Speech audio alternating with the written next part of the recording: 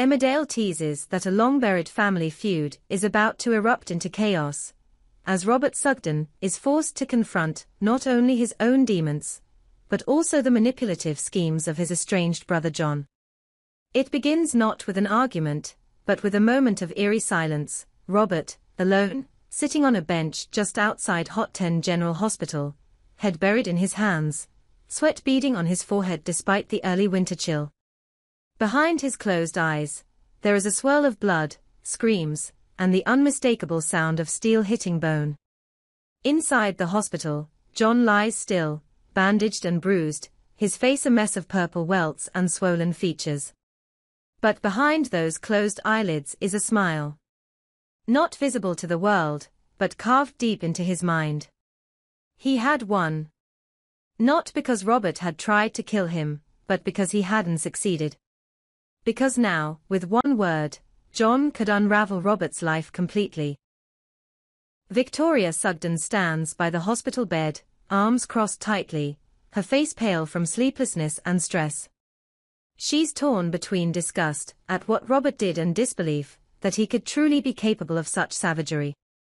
She knows her brother better than anyone, or so she thought. "I need to talk to him," she finally tells the nurse, who nods sympathetically and steps out. Victoria waits until she's alone with John. "You haven't spoken to the police," she says. John opens his eyes, slowly, deliberately. "Not yet." "Don't," she pleads. "Please, John. I know you two hate each other. You have for years. But sending him to prison won't solve anything. It'll destroy him. And whatever's left of this family." John's eyes flicker with amusement. "Destroy him? You think he didn't try that to me already?" "I think you're not telling the whole story," Victoria counters. "You pushed him, didn't you? You wanted him to snap." There's a beat of silence, and then John shrugs. "Maybe I wanted to prove a point. Maybe he proved it." Back at the scrapyard, Aaron Dingle is struggling to process the whirlwind of betrayal. Robert had sworn he was past his obsessive ways. He had sworn he was in control.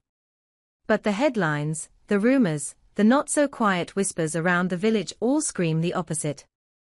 And Aaron, trying to keep their marriage stitched together with trembling fingers, is beginning to question whether the Robert he loves still exists. Dr. Munro, the smooth-talking physician assigned to John's case, isn't helping matters. With a serpentine grin and a talent for selective truths, he confirms to Aaron and Victoria that Robert was responsible, but deliberately omits the provocation, the argument, the ugly history that led to the blow. There was no justification, he tells them. No trigger, no cause. Just rage. In truth, Munro's loyalty lies with John. The two share an unspoken understanding, cemented by old ties and mutual ambition. The doctor has his reasons for seeing Robert behind bars, and it's not just justice. It's leverage. When Victoria returns to Robert with news of John's silence, she finds him pacing his flat, the tension in his shoulders practically buzzing. "I'm not going to beg," he mutters. "You don't have to beg," she says. "You just have to swallow your pride." Robert scoffs. "That's the same thing." "No," she counters. "Begging is when you ask for mercy. Swallowing your pride is when you realize you're not the smartest person in the room for once. And right now, John has all the power. So either play his game or face the cell." The next morning, Robert walks into John's hospital room. The tension is suffocating. John lies there, eyes open now, and smirking as though he'd been expecting this moment. Robert doesn't bother with pleasantries. "I shouldn't have lost my temper," he begins. "You baited me, and I walked right into it. I'm not proud of it. But you and I both know this didn't happen in a vacuum." John raises an eyebrow. "And? I'm asking you not to go to the police. That's not an apology. I'm sorry, Robert says through gritted teeth. I was an idiot. I was angry. But I don't want to spend the rest of my life paying for a mistake you engineered. There's a long pause, and then John grins. There it is. What? The Robert Sugden who crawls. I've waited a long time for that. John leans forward, his voice low and calm. All right. I won't go to the police. On one condition. Robert's eyes narrow. You let Aaron go. The words hang in the air like fog. What? You heard me. You walk away. Stop trying to win him back. You've poisoned him long enough. You want your freedom. Fine. But I want mine too, from watching you twist everything around you. Robert doesn't answer. He turns and walks out of the room. Later, sitting in the woods just beyond the village, Robert finally allows himself to feel the full weight of it all. He'd spent years trying to rebuild, to redeem himself. But somehow, the past always came back with claws. And now, to keep his freedom, he might have to give up the only man he's ever truly loved. But even then, John's game isn't over. That night, he meets with Munro again, laughing quietly as he tells the doctor about Robert's plea. He's desperate, John says. And desperate people are useful. Munro nods. And I assume you're not planning to keep your promise. Oh, I'll keep it for now. But if he so much as looks at Aaron again, I'll bury him. Meanwhile, Aaron is unraveling. With half-truths from Munro, manipulations from John, and silence from Robert, he's left in the dark. And the darkness is beginning to crush him. Victoria, sensing the danger, returns to Robert. He wants you to disappear, you know. For good. Are you really going to give him that? I don't see a choice, Robert replies, his voice dull. But you always have a choice, she says.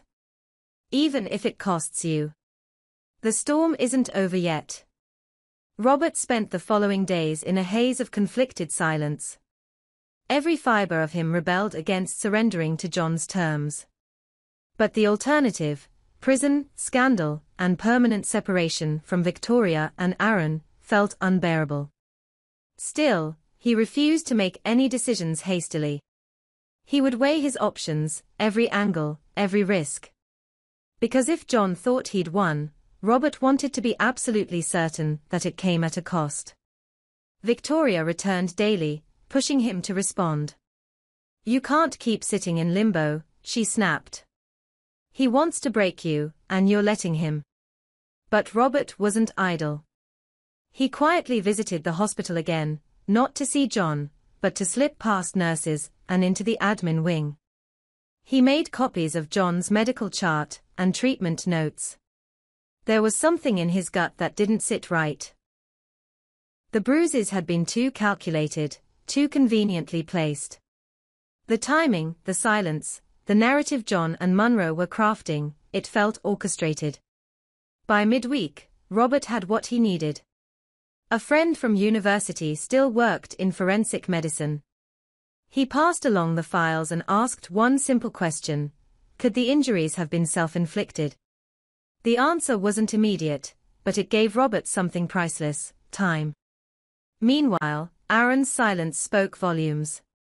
He hadn't confronted Robert since the incident, hadn't answered messages, or come to the pub. He was retreating, just like he always did when the world around him turned hostile. John took advantage of that. He appeared unexpectedly at Aaron's home, playing the victim, asking for sympathy, posing rhetorical questions that stabbed at Aaron's loyalty. Don't you think it's time to let go of someone who keeps hurting you? John asked softly. You deserve peace. Aaron didn't answer him. But his face betrayed just enough confusion for John to press further. Robert finally received a call from his contact. The verdict. The bruises were real, but the head trauma was inconsistent with a single, clean blow.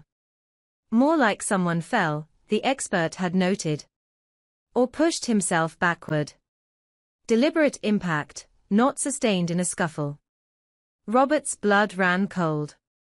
John had faked the worst of it. Enough to force hospitalization. Enough to weaponize the optics. Fueled by the discovery, Robert went straight to Victoria. He lied, he said. I have proof. They took it to Aaron, but his reaction wasn't what Robert expected. And what do you want me to do with this? Believe you? After everything you've hidden from me? After how many times I let you back in only for you to burn it all down again? Robert's anger flared, but he contained it. I want you to know that John's not some innocent victim. He's been playing you, playing all of us. Aaron crossed his arms. And you think that changes what you did? You still hit him. Robert nodded slowly. Yes. I did. And I regret it. But if he's using that to manipulate you, to come between us, then maybe you need to ask yourself why. Victoria, sensing the rising tension, interjected. Look, I'm not asking either of you to forgive each other.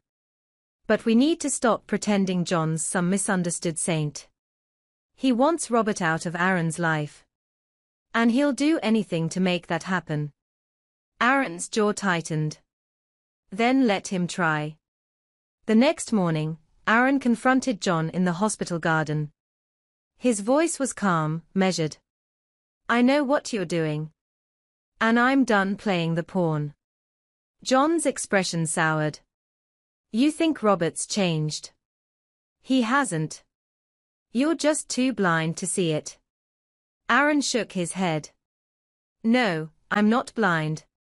I'm just tired of being a weapon between two brothers who can't bury a grudge. You want to destroy him, fine. But don't use me to do it. Back at the village, Robert finally made his next move. He approached Dr. Munro directly, showing him the forensic report, and calmly suggesting that if the doctor continued supporting John's false testimony, he would take the matter to the hospital board. Munro faltered. I don't know what you think you're playing at. I think you and John are used to spinning stories, Robert replied. But this one's unraveling. Fast. Within 2 days, John received notice from the hospital's legal team that his case was under review. Panic set in. The power he had so carefully built was slipping, and Robert, the brother he had mocked for weakness, was back in control. Victoria, meanwhile, was done watching the Sugden brothers tear each other apart. She walked into John's room with fierce determination. You're my brother too, she said coldly. But I won't stand by while you ruin lives to feed your ego. You think you've won something? You've only proved you're just as broken as he is. John said nothing. That evening, John officially withdrew his report to the police. The hospital closed the investigation. Robert was free. But freedom came at a cost. Aaron stood outside the woolpack, hands in his jacket pockets, staring up at the night sky. Robert approached slowly. You're leaving, aren't you? Robert asked. Aaron nodded. I need time. Away from all of this. Robert said nothing. I don't hate you, Aaron continued. I need to figure out who I am when you're not the center of everything. Robert exhaled, nodding. Maybe that's what we both need. No promises. No big declarations. Just the raw, uncomfortable truth between them. And in a quiet hospital bed, John watched as his grip on the narrative unraveled. His wounds healed, but his isolation grew. The victory he'd tasted turned bitter. Because in the end, all he'd succeeded in doing was pushing everyone away.